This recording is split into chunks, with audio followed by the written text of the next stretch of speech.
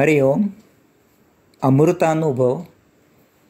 योगदास श्री जय गणेश जोशी यांचे प्रवचन. अध्याय 4. ज्ञान अभेद कथन. ओवी क्रमांक 39. का अंगी की निर्मळपणी हारतलिया पोखरणी, हे आणिका वाचुनी पाणी सगळेच आहे. अर्थात जमीन खोदा किंवा खोदू नका. जमिनीत निर्मळ स्वच्छ असे पाण्याचे झरे असतात. आपण जमीन खणा किंवा खणू नका. त्याखाली असलेले निर्मळ स्वच्छ मानवाने पिण्याच्या लायकीचे असलेले पाण्याचे झरे हे असतातच.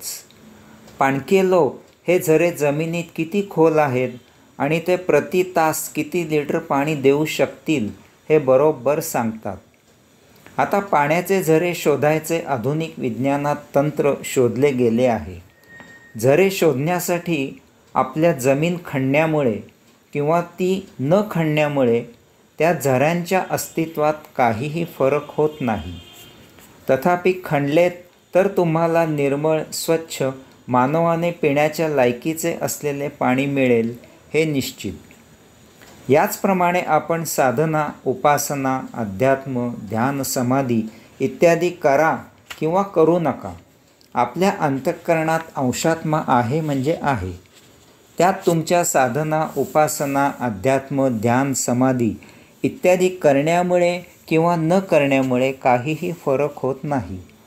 तथापि साधना, उपासना, अध्यात्म, ध्यान, समाधी इत्यादी केलीत तर तुमचाच आत्मोद्धार होईल हे निश्चित. ओवी क्रमांक 40. आपण या भागू तैसे असणेची जे असे, असे नाही ऐसे सांडूनिया.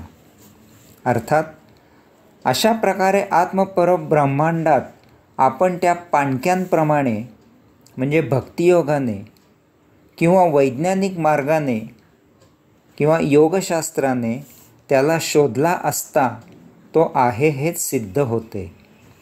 या योगे ज्ञानयोग प्राप्त होतो आणि तो नाही हा भाव लुप्त होतो.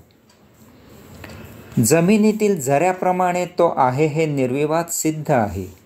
त्याच्याकडे प्रस्थान ठेवण्याचे, त्याची यात्रा करण्याचे, त्याला शोधायचे काम आपले आहे. देह धारण करून आपल्या अंतःकरणात विराजित होण्याचे त्याचे काम त्याने केले आहे. आता जे काही करायचे आहे ते आपल्याला करायचे आहे.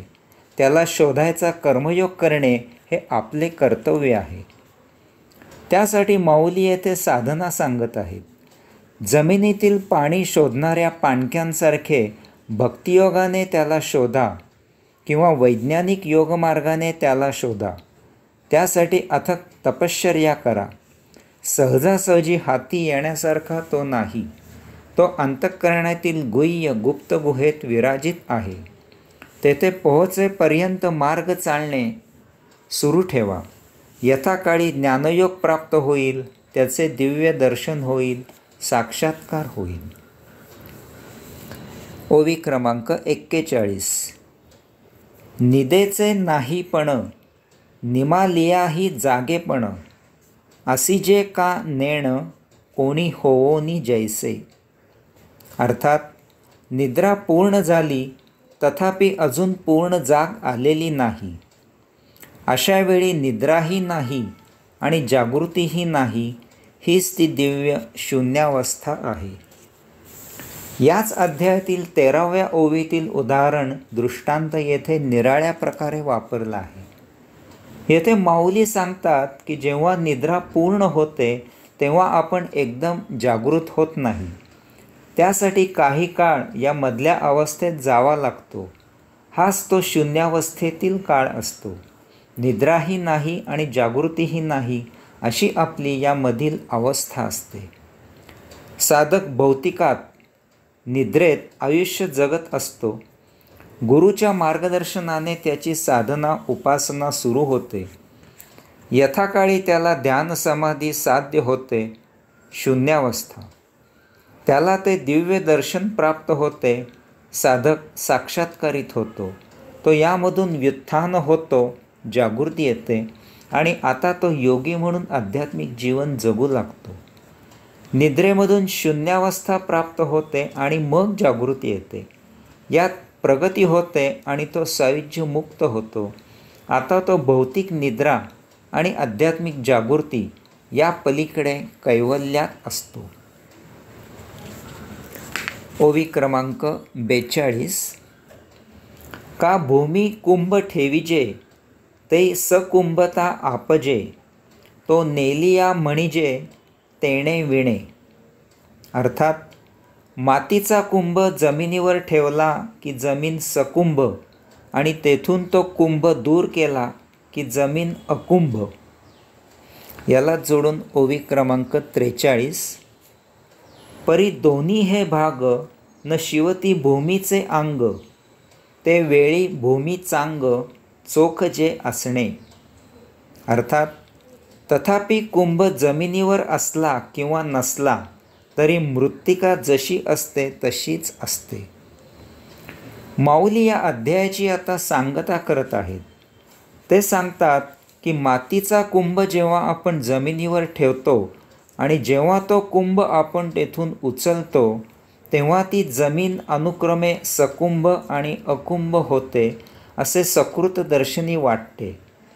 तथापि माऊली म्हणतात की तो कुंभ जमिनीच्याच मृत्तिकेपासून तयार झालेला आहे. यामुळे कुंभ जमिनीवर ठेवला किंवा तो तेथून उचलला तरी काहीही फरक होत नाही. जमीन सकुंभ अकुंभ म्हणजेच मृत्तिकेसह किंवा मृत्तिकेशिवाय होत नाही, कारण जमीन मृत्तिकेचीच आहे, जमीन मृत्तिकाच आहे. येणेप्रमाणे देह जीवित असला काय किंवा मृत असला काय, अंशात्म्याला काहीही फरक होत नाही. तो सदेही जसा असतो तसाच तो विदेही असतो. विश्व असले काय किंवा नसले काय, आत्मपरब्रह्माला काहीही फरक होत नाही. ते जसे असते तसे सदा सर्वदा असते, कारण देहासह विश्वासह येथील सर्व काही आत्मपरब्रह्मापासून निर्माण झालेले आहे. ही जाण अध्यात्मयोगे करून घ्यावी आणि येथे भौतिकात देह जीवित ठेवून अध्यात्मतत्वाने जीवन जगावे, साक्षात्कारित व्हावे, सायुज्य मुक्ती प्राप्त करावी. प्रभुविभूच्याही नकळत प्रभुविभूचे कार्य करावे. यथाकाळी येथे यावे, यथाकाळी येथून गमन करावे, हीच परम आत्मानुभूती आहे. अशा प्रकारे ज्ञान अभेद कथन हा 4था अध्याय संपन्न. हरिओम.